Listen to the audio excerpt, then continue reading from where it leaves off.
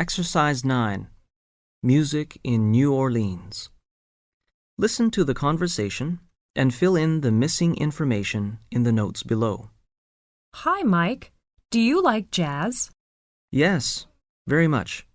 And I like to dance to jazz too. Do you know who first started to play jazz? Yes, of course. The African Americans. Do you know when and where? Yes. Around 1900, people from many countries lived in New Orleans. Music was an important part of life in this city.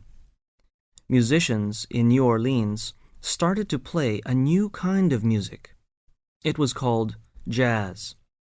Jazz was a kind of music intended to make people happy. I know jazz is kind of a mixture of many different kinds of music. For example, African, blues, European, church music, and work songs.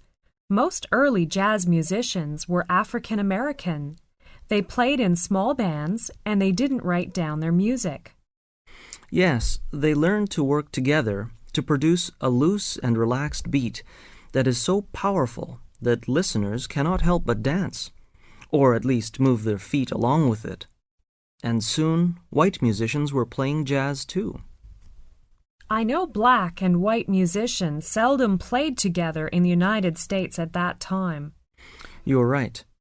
Around 1920, jazz music began to spread.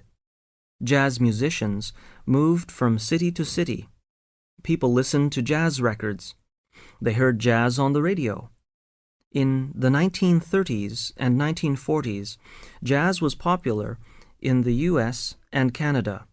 The music was called swing. It was played by big bands.